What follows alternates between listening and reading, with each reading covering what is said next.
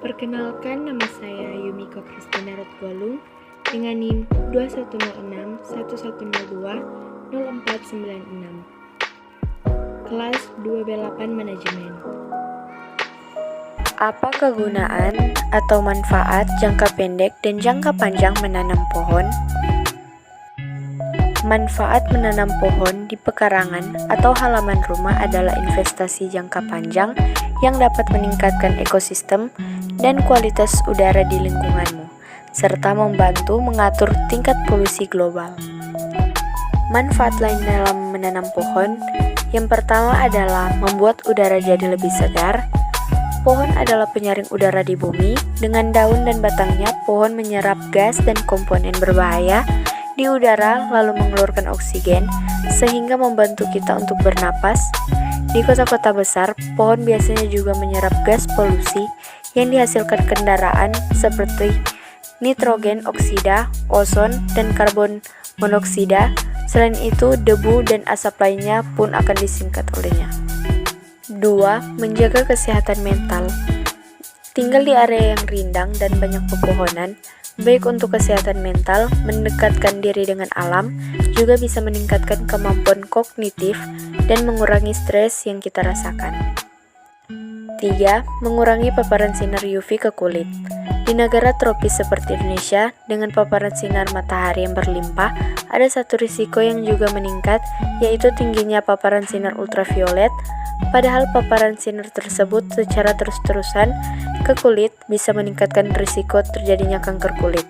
Pohon mampu mengurangi paparan sinar UVB sebanyak 50% dan menurunkan risiko kita terkena dampak negatif sinar tersebut.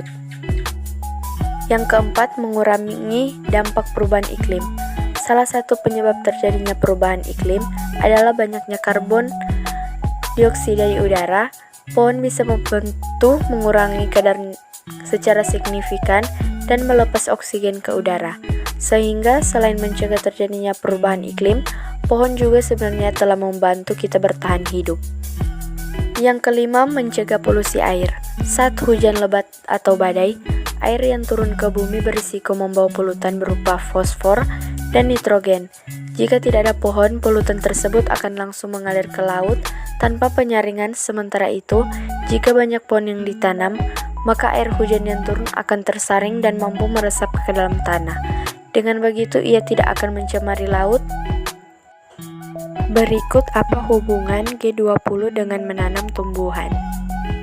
G20 adalah forum kerja sama multilateral yang terdiri dari 19 negara utama dan Uni Eropa (EU). G20 mempresentasikan lebih dari 60% populasi bumi, 75% perdagangan global, dan 80% PDB dunia.